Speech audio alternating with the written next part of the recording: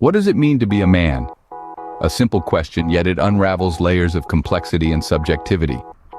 Throughout history, the definition of manhood has shifted and evolved, as varied as the cultures that have pondered over it.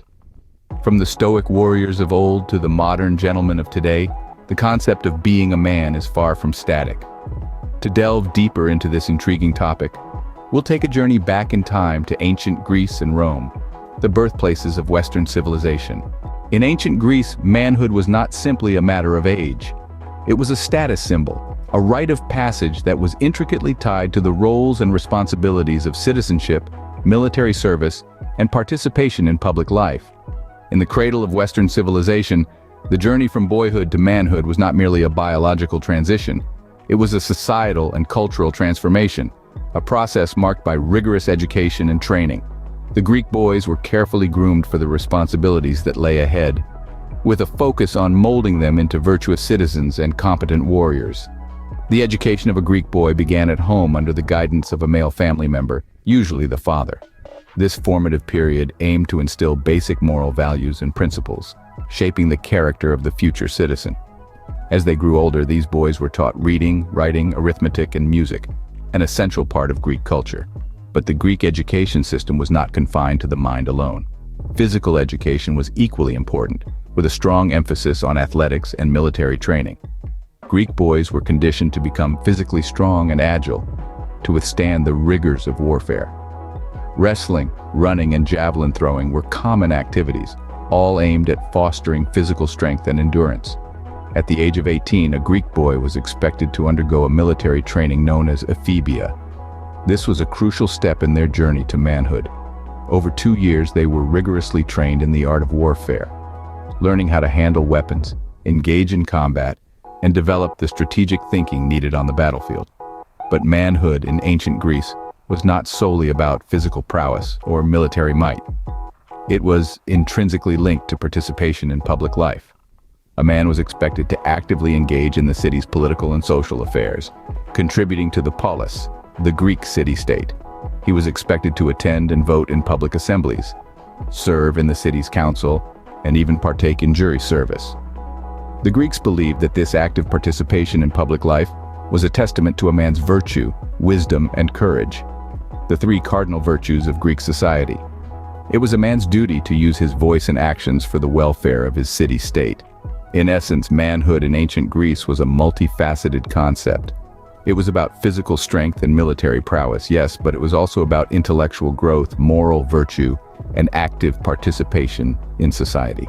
A man was not merely a warrior, but a citizen, a participant in public life, a contributor to the greater good of his city-state.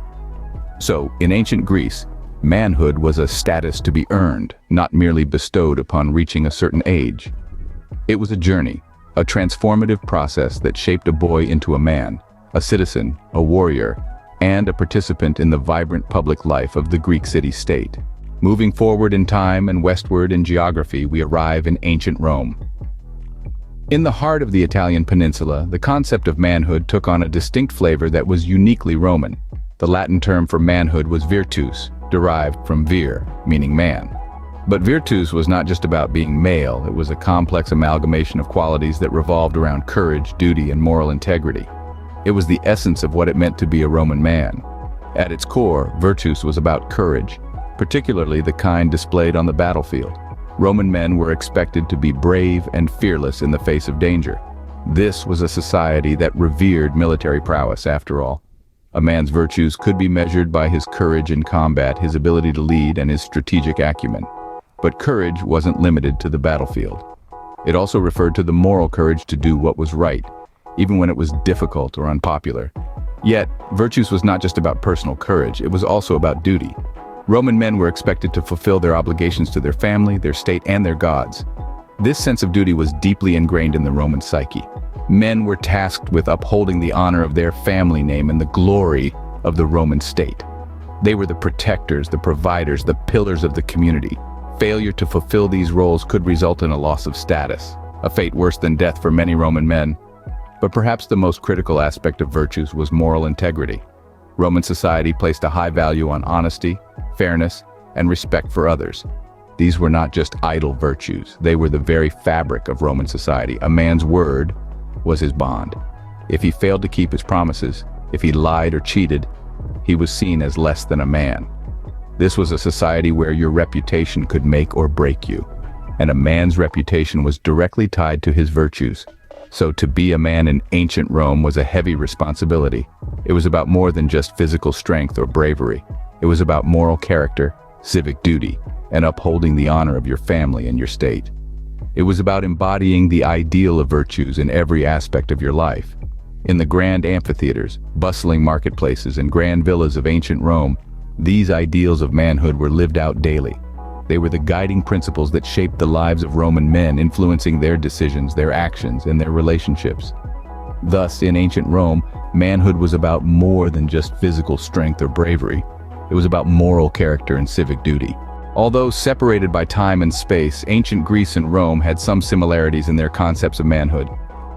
Both civilizations believed strongly in the importance of public service and moral character in defining a man.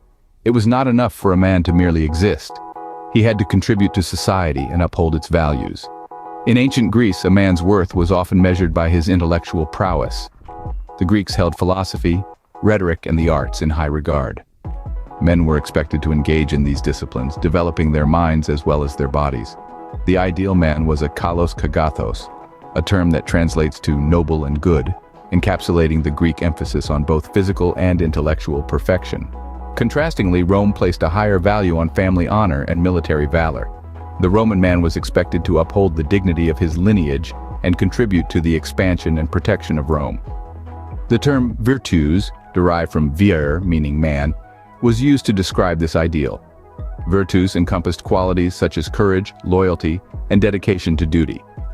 So while the Greeks sought intellectual refinement, the Romans prized family honor and martial prowess. Yet underneath these differences lay a common thread. Both societies believed that manhood required more than just physical strength or biological maturity. It demanded a commitment to the values and expectations of the society. So, while there were some differences, both cultures saw manhood as something that required more than just biological maturity. Fast forward to today, and the concept of manhood is still evolving. The echoes of ancient Greek and Roman ideals of manhood reverberate through the corridors of time, subtly shaping our modern understanding of what it means to be a man. Yet, as society changes, so too does the definition of manhood. The strength and courage admired by the ancients are still valued, but the scope of these traits has broadened. Strength is no longer just physical prowess, but also emotional resilience. Courage is not just about facing physical danger, but also about standing up for what is right and just. The modern man is expected to be both a warrior and a nurturer, a leader and a listener. Yet these expectations are not static. They shift and adapt, reflecting the ever-changing landscape of societal values and norms. And so, we continue to redefine manhood, shaping it to fit our evolving